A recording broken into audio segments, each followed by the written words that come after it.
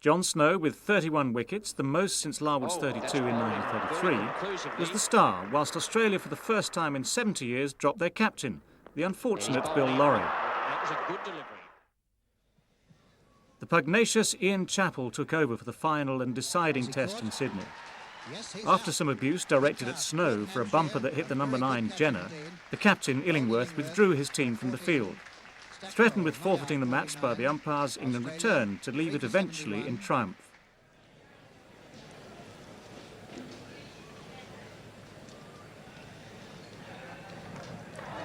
And the field of court, and he's bowled. He's bowled. Well, that bowled him round his legs, so Stackpole is out. There's trouble for Australia.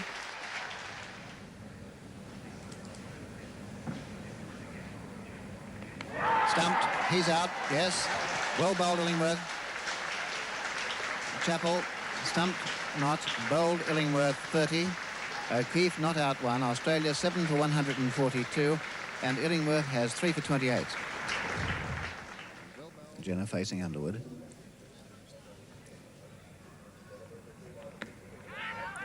And that's it. Is it? Yes, he's out. That's the end of the match. And 12 long years from the day Peter May's team lost on the Adelaide Oval, Ray Illingworth's side has triumphed in this magnificent Sydney Test. Illingworth, leading his men in splendid fashion, won the series 2-0, and he has a royal farewell from this great ground with his players cheering him off.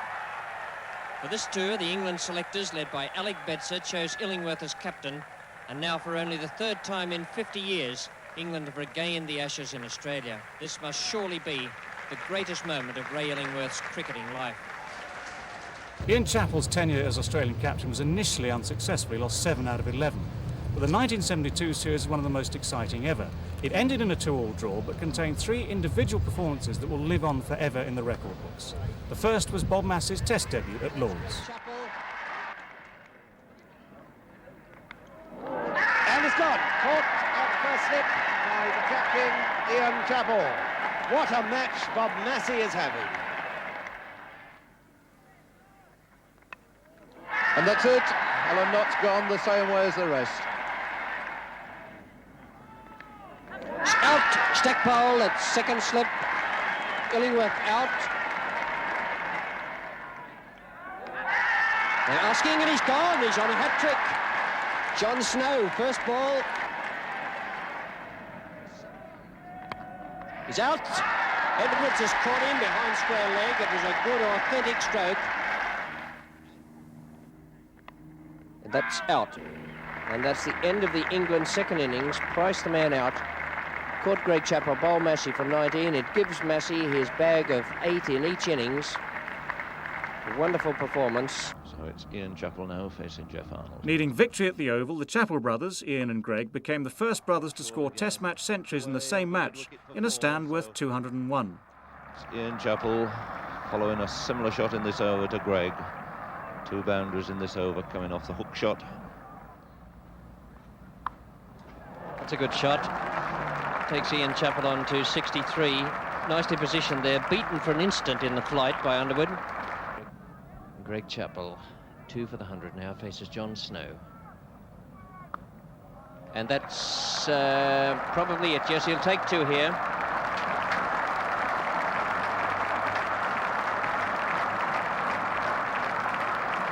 Really good innings from Greg Chappell. He hit his 100 in 190 minutes. Scarcely a false stroke in that time. He hit 15 boundaries. Most of them very good and beautifully timed. It's his 3rd Test century, and he's made all of them against England.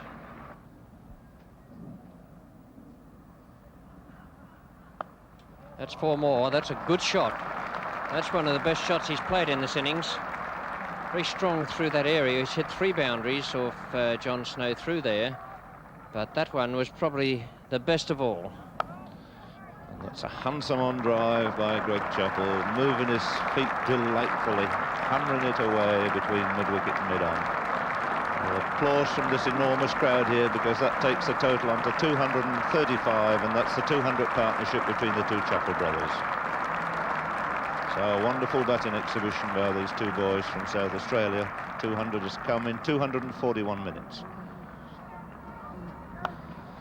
And that's it, and Tony Gregg has caught him at mid-wicket. Greg Chappell going for the drive for his second successive time, failing to clear that tall figure of Tony Gregg at deepish mid-wicket.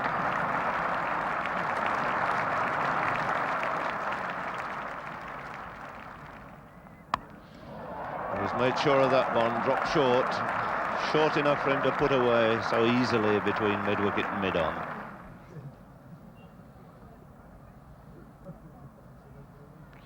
So down the wicket, has he got an edge?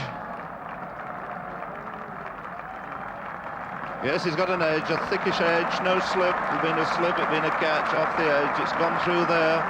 It's taken Ian Chappell to his 7th Test 100. Moves on to 102. It's taken him 4.5 hours to complete, but really a fine effort for his side. Also takes him on to 2,500 runs in Test match cricket. Lillee, his first ball to Edridge. Chappell's captaincy was picking up a head of steam, courtesy of two legends of the game, Dennis Lillee and Jeff Thompson. It wasn't, I should think, it couldn't be termed a bouncer.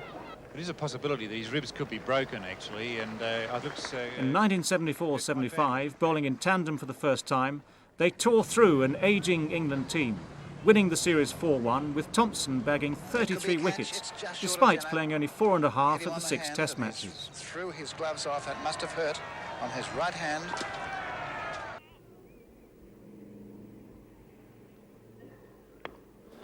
No worries there, over pitch one, and that's where he likes them. To try and counter the quickest and most intimidating combination in Test cricket, the England selectors called on the little-known Northants batsman David Steele, described by Jeff Thompson as looking like Groucho Marx, and by John Arlott as a bank manager on his way to war. Steele was an unlikely hero, but he stood up to the challenge in the 1975 home series, scoring 365 runs at 60.83 in the 4-match series. That's a fine shot. First time he's really been able to time the hook off Jeff Thompson, got in a position nicely. David Steele with that boundary, taking his score now on to 92.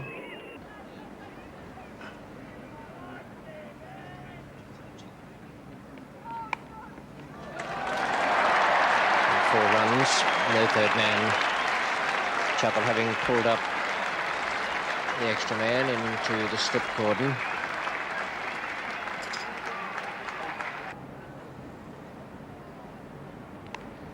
He's found the gap nicely. That's exactly where they took the man from.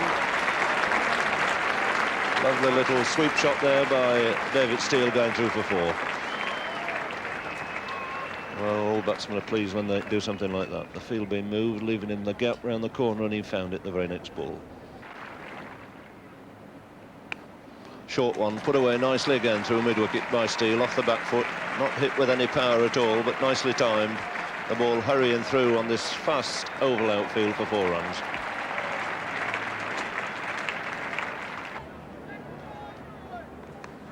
And that's off an outside edge, and that'll go through for David Steele's 50.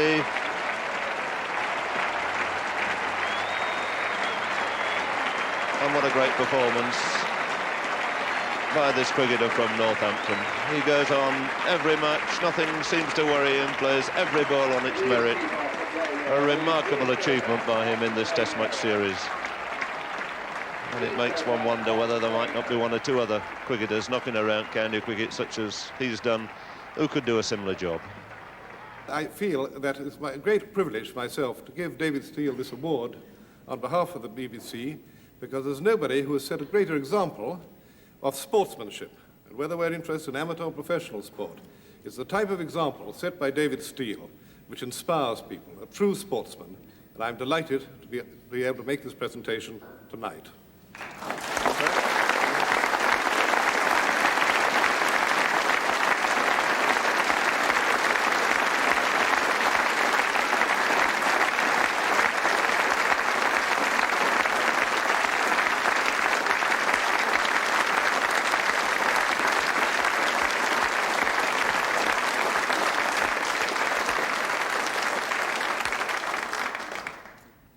Ladies and gentlemen, first of all, I would like to thank the sports viewers for voting me this award for 1975. This has been a wonderful year for me in more ways than one, and I would like to thank them once again for this wonderful trophy. Thank you very much indeed. Thank you.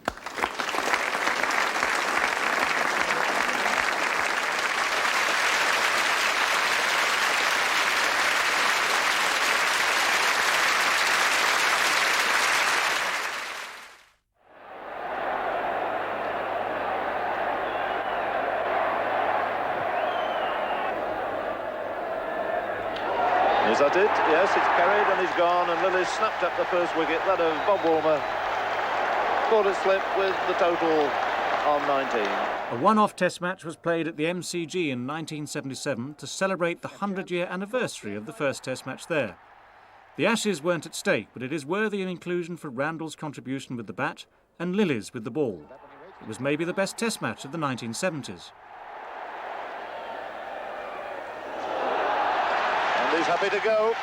Off like a shot, Crisell. First ball, lifter, a little touch, caught behind. No problem at all for Dennis Lillee.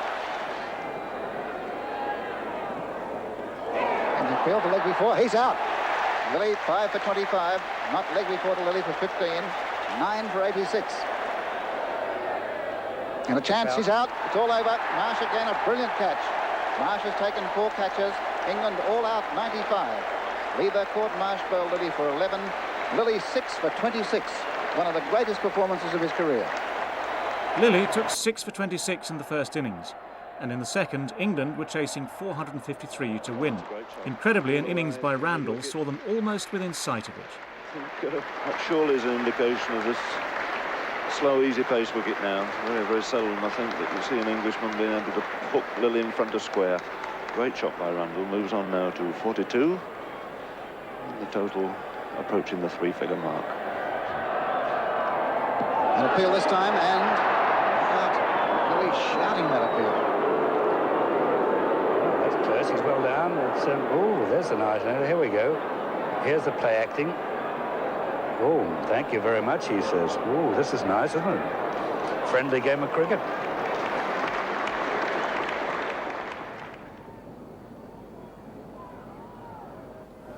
And they're going for a run. That's his 100. Magnificent effort. Randall, Eric Randall, 100 in his first test against Australia. A very great effort indeed, and it's been a fine innings throughout.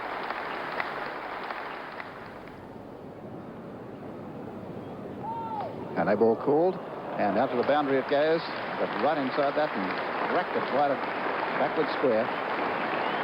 Randall 107. It was a glorious shot. Not quite a half ball, struck it on the up, placed it to perfection between cover and mid-off, and it races through for another boundary for young Derek Randall.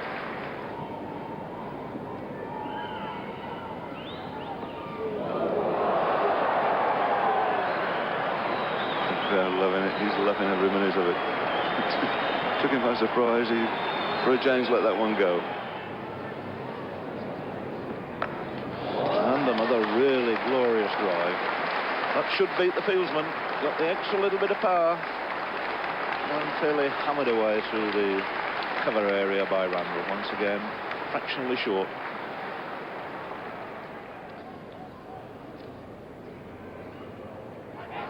And the field for his court, he's walked. He's gone. Randall, caught by Cozier. Well, there's a bit of poetic justice. Cozier taking an absolutely brilliant catch off the bowling O'Keefe. And there's a wonderful innings. I'm sure this man will get a standing ovation for this extraordinary performance of scoring 174. One of the finest innings we've seen in years and years on this Melbourne ground. Lillee mopped up the tail, and Australia won by 45 runs, which bizarrely enough was exactly the same margin of victory as 100 years before. Lillee has struck again to finish off this test match. England all out for 417. Another great performance there by Lillee to see the end of England. And Australia triumphs. Soon after Randall's jolly japes, a cloud settled over the game of cricket in the shape of Kerry Packer's World Series. Most of the 1977 Australian touring side had signed up, and England captain Tony Greig had been axed due to his connections to World Series. He plays so well.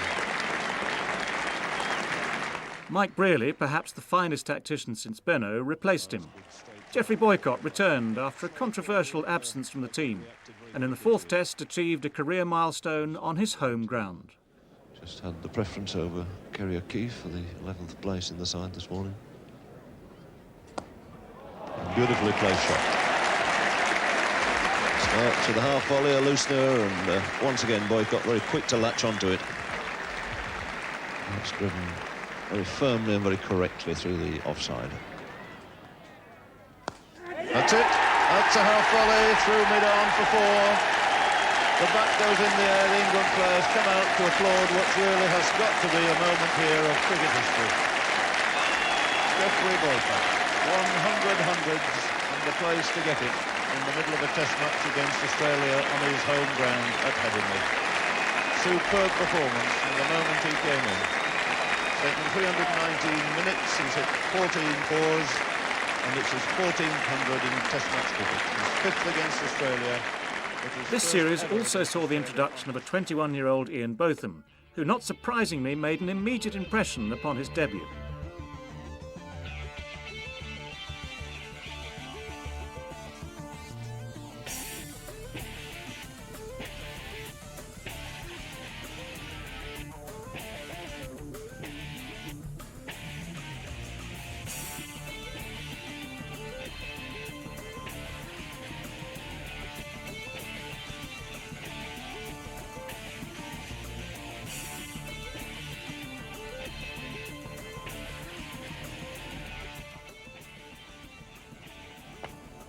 He's out.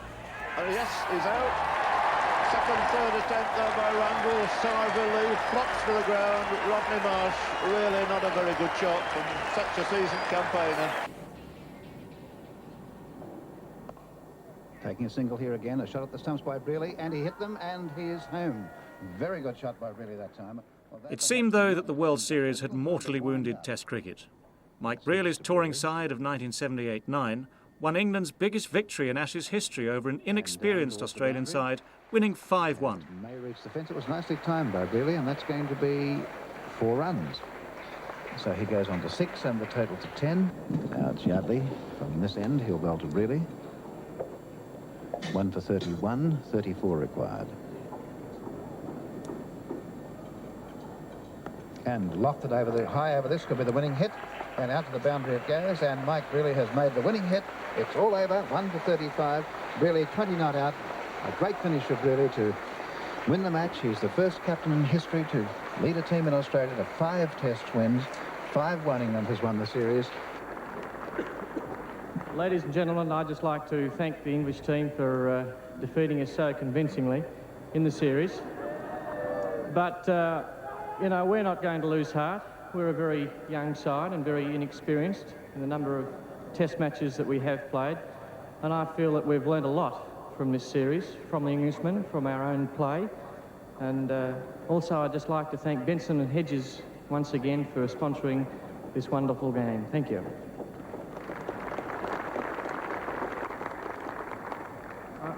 Ladies and gentlemen, I'd just like to say, but needless to say, we've enjoyed our tour of Australia enormously, and I'd like to give enormous credit to the members of the England side for the way they played, fielding, batting and bowling. Tremendous performance.